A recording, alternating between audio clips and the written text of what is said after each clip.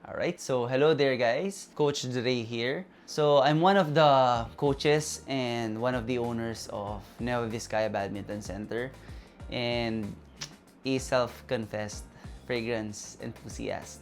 So I've been collecting fragrances for a while now. Medyo mag-iilang taon na rin. Meron na rin akong mangilan-ngilan na collection ng mga pabango, no? So, talagang nahook ako sa mga pagko-collect ng fragrances. Ever since siguro kumikita na ako noon sa Singapore. Because me and my wife were working in Singapore back then and wala lang, sobrang since na amoy ko yung siguro ang nakapag-hook talaga sa akin na pag-collect ng pabango is yung yung Dunhill Blue na naamoy ko dati sa mall sa Singapore. Grabe, sobrang since then, ang kwento kasi talaga noon is yung first na bili ko ng Dunhill Blue sa Singapore is nalaman-laman ko peke.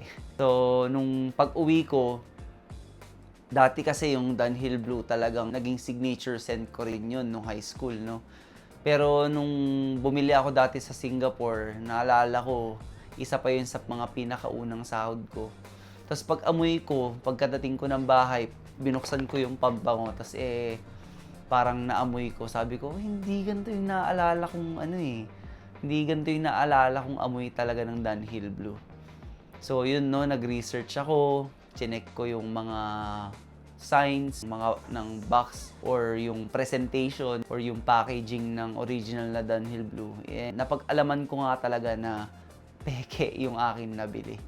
So since then, talagang nag-ipon ulit ako and pumunta ako sa mall and I bought myself a legit Dunhill Blue. So doon talaga na nakasiguro ako na bago original talaga yung nabili ko. And nung inamoy ko doon pa lang sa mall using the tester, no, talagang grabe. Bumalik ulit yung mga memories ko nung high school through that scent. That scent, my signature scent back then, which was Dunhill Blue. And sabi ko, grabe yung magic ng fragrances talaga, no? Kasi it really tickles and brings back memories. Kumbaga, kung meron tayong naamoy na amoy dati sa past natin and naamoy natin ulit recently, talagang parang natitrigger yung memories.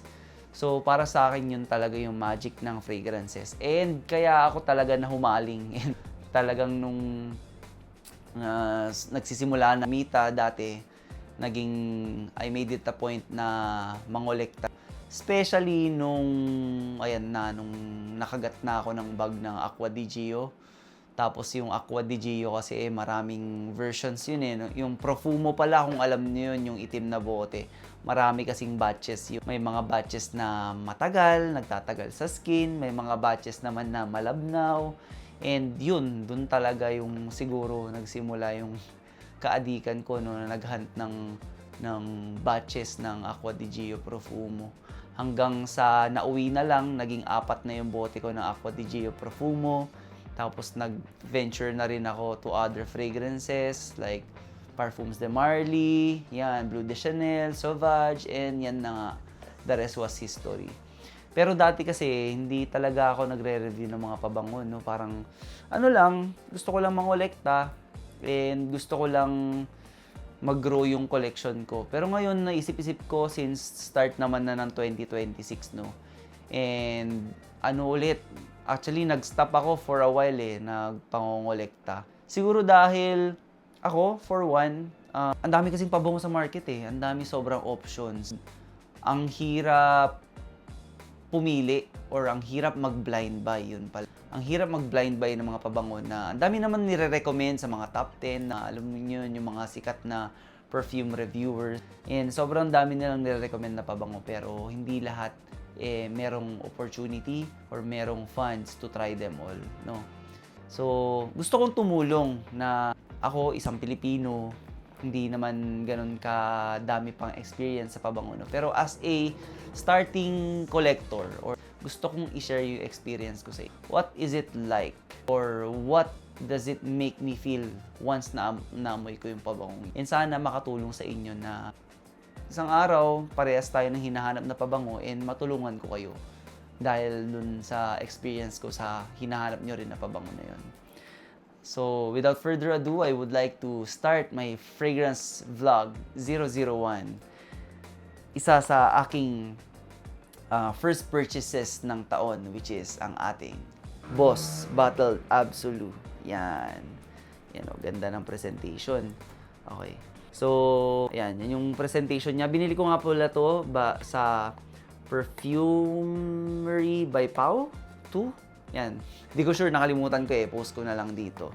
Pero sa Facebook ko siya basically nabili. Isa sila sa pinakamura and I think pinaka-trustworthy na sellers ng legitimate or genuine frags dito sa frag community, no? And I think well-known naman talaga si Pau. Si Sir Pau, yan, shout out. Si Sir Pau dito sa fragrance community natin. So yan, I bought myself a 100 ml bottle of Boss Bottled Absolute Parfum Intense. Yan. Bakit nga ba ito? Isang araw, nag-search ako sa YouTube and nakita ko na lang syempre, si Miss Ode Erica, no? Isa sa iniidolo kong fragrance reviewer. Sabi niya, this is one of the best releases talaga of recent times or recent years when it comes to designer frags, no? I have a couple of niche frags pero yung iba kasi, alam niyo naman yung niche, di ba? Medyo maraming mas pleasing naman. Pero meron talaga yung mga, yan, like, yung sa akin personally, yung Layton exclusive ko. Meron akong Layton exclusive. And kahit sobrang love ko yung pabangong yun, hindi kasi madaling, or hindi kasi siya mas pleasing, kumbaga. So, hindi siya kaaya-aya sa umpisa. Lalo sa mga baguhan sa babango, no? If you've been doing this for a couple of times, for sure, magugustuhan mo talaga yung Layton exclusive because of the depth talaga ng notes niya and yung ibang mga accords, no? Pero kung baguhan talaga kayo, may mga notes talaga na talagang mababasabi ka, woo! Grabe, ano yun? Parang, di ba? Kasi merong civet, may civet accord siya. So parang, ano yun? Para sa akin, sobrang bango ng Layton exclusive, no? Pero yun, balik na tayo sa main topic natin. Ito nga, si Boss Bottled Absolute. Nakita ko kasi sa mga reviews na sinasabi nilang lahat na this is a designer frag but in a niche quality or package, no? So, sobrang na-curious lang talaga ako kasi sabi nila, ayan, designer price, designer frag, gawa ng designer brand, pero yung amoy daw is niche quality. So, ako naman, iilan pa lang talaga yung mga niche na frags ko, pero I'm so curious to find out kung talagang totoo yung sinasabi nila. So, yan, without further ado, buksan na natin siya. Okay? Ayan siya. So, ayan. Then, sa taas niya, merong Boss na nakasulat. Then, sa baba is merong tawag dun, yan, mga other information. Which is, most of the newer boxes talaga ng fragrances lately. Especially yung mga, yung mga designer brands. Yan, sobrang standard na yung ganitong mga symbols sa baba ng packaging. So, yan, sige, buksan na natin. Okay, sige, tingnan na. Okay, Boss Bottled Absolute. Totoo nga bang mabango or haka-haka lang? So, tingnan natin, ha. Yan, buksan ko na. Okay. Yan, lagay natin dito. And, pagbukas pa lang, parang grabe. Naamoy ko na. This is what it looks like. Then, ang bottle. Ito, yan, Yan. Kung nakikita nyo, yan. Napakaganda. Yan, di ba? Boss Bottled Absolute. Ewan ko nakikita nyo. Boss Bottled Absolute. Tapos sa baba, amber gradient, no? Amber na amber. Tapos sa taas, dark talaga siya. Sa baba is, yan. May gradient siya. Unti-unti mo may ilalim niya. Yun. Tapos yung batch code, 5224. Yan, 5224. Check lang natin kung match siya dito sa box. Sa box natin, ang batch code din ay 5224. Ewan ko kung kita. Pero you just have to trust me on this, no? 5224. Parehas. Yan. Boss Bottled Absolute. Okay, ganda guys. Okay, din yung cup niya is plastic cup lang. Yan, magaan lang. Hindi siya kabigatan. Hindi tulad ng maraming bottle caps lately, no? Talagang iba magnetic pa, mabigat. Pero ito simple lang. Pero syempre ang importante dito yung juice natin. Then yung atomizer niya, ganyan itsura, medyo wide. So sige, really curious to see kung ano ang aking first impression dito sa Boss Bottle Dab Sulu. Marami nagsasabi nga pala no na ito daw is kaamoy ng Carlisle. So Carlisle ng Parfums de Marly. Pero sa iba, hindi nila nagugustuhan dahil nga niche, parang hindi mo siya readily ma-appreciate. Pero if you've been wearing it for a couple of times, talagang ma-appreciate mo talaga yung quality ng Carlisle. Sobrang bango. Yung leathery, medyo smoky, leathery, and amber ng Carlisle, sobrang bango. Kaya kung yung DNA nito is somewhat close sa Carlisle, kahit na blind buy ko to, I don't think I'm gonna regret this. So sige, try na natin. Atomizer check. 1, wala pa. 2, wala pa rin. 3, yan, meron na. 3, 4, 4. Nako. Oh my God, guys. Grabe. Ito na. Ito na, nagsimula na siya. Okay, grabe. Hindi ako nagkamali, guys. I might say, hindi ako nagkamali. Oh, grabe. Okay. Grabe. Okay. From the opening, no, totoo, nagigets ko yung sinasabi nila na may similarities to sa Carlisle. Although not 100% similar talaga. Pero yung opening kasi niya, yun yung leathery, sobrang light lang ng pagka-leather niya eh.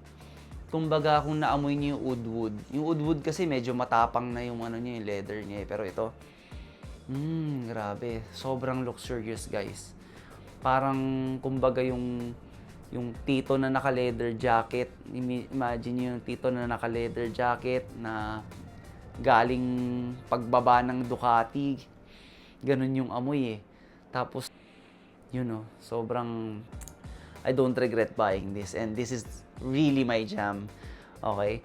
Sa Pilipinas, medyo mainit yung klima natin. So, kaya sabi nila, ingat daw sa pagbili nito. Kasi, yung iba sinasabi nila, winter lang daw to or pang fall. Pero I don't care. As long as gusto ko siya, nag-e-enjoy talaga ako. Grabe, ang bango, guys. Naka-aircon ako ngayon, no? Pero every time na bumubuga yung aircon papunta sa mukha ko, grabe, ang sarap. Medyo, I don't know pero parang it's almost going into the gourmand territory, no? Pero hindi ano pa rin siya, medyo dark but warm at the same time. Parang yun. Tapos parang, sobrang ganda ng oil concentration, talagang makapal. And kasi ako, guys, meron din pala akong sample or 10 ml decant nung one of my favorite Mancera perfumes, no, which is Red Tobacco. And nagigets ko rin yung comparison ng iba kung medyo malapit daw to sa Red Tobacco. Para sa akin, wala siyang tobacco note. And yung Red Tobacco kasi, although sobrang gusto ko siya, kaya hindi ko siya masuot all the time kasi yung opening niya medyo harsh talaga. Kahit yung Red Tobacco Intense na sabi nila medyo mas smoother, mas refined. Pero para sa akin, yung first few minutes kasi ng Red Tobacco talagang medyo screechy talaga siya. And unfortunately, hindi talaga siya type ni Mrs. no. Pero ito, pag spray ko pa lang, smooth talaga, smooth. And andun talaga yung high quality leather. Parang smoky leather siya. And I must say, guys, totoo nga yung sabi nila na although this is a designer fragrance and this is from a designer brand, hindi ka makakita ng gantong qualities designer frags, no? Mas lalo mo siyang inaamoy, parang mas nagde-develop pa yung scent niya, parang mas may nadidiscover ka pang mga ibang notes, no? Ngayon, ito na, parang pumapasok na yung sabi nila na merong yung cedar wood, no? May cedar wood na base note, cedar wood essence. Grabe, ang sarap. Andyan na yung woody. Kumbaga, parang imagine niyo, guys, yung parang nasa fireplace kayo, para may mini-melt kayong caramel sa taas ng parang woody na parang sigurong parang sigurong baga. Kaya sabi nila meron tong myrrh or myrrh incense, parang nagme-melt na myrrh. Ganun yung feeling. Parang, nakaka-addict, grabe. Ewan ko lang kung magugustuhan ni Mrs. Pero para sa akin, guys, sobrang trip na trip. Something that I would definitely reach for when it comes to like colder weather. Pero I don't care, yung mga ganito talagang DNA, talagang parang ito, yung Wajan, ano pa ba? Carlisle na meron daw din resemblance sa Layton, no? And naamoy ko siya, guys. Naamoy ko siya. Hindi ganun na ganun sa Layton kasi yung Layton medyo talagang iced tea, eh. Pero ito, nagigets ko yung kung bakit nila kino-compare sa Layton. Meron note dito na similar talaga sa Layton. So, parang para sa akin, tama kung pag pinag-combine talaga yung Layton, Carlisle or Herod, no? Ito yung kakalabasan. Sobrang sarap talaga, guys. Sobrang trip ko tong. And I must say, Boss Bottled Absolute. Para sa akin, this is a banger, guys. For me, first impressions, I'll give it a 9.5 out of 10. And that says a lot. Medyo mataas talaga yung standards ko sa pabango, pero ako, talagang trip ko to. I will have to wear this a couple of times to see kung gaano katagal sa skin ko. Kasi sa totoo lang, guys, yung skin ko talagang nangangain ng frags, eh. Madaming fragrances na hindi talaga tumatagal sa balat ko, sadly. Meron naman, oo, siguro depende lang talaga sa pabango, no? Pero madalas ng mga freshies hindi talaga tumatagal sa akin. And natuklasan yung mga heavy sa woods, heavy sa amber, yun talaga yung tumatagal sa balat ko. And siguro yun talaga yung bagay sa skin chemistry ko, no? So, ewan ko, guys. First buy of 2026, and I must say talagang, I'm really glad I bought this. So, yan. Again, guys, from me, Coach Dre, this is a 9.5 out of 10. Stay tuned kung gusto nyo pang makita yung ibang content.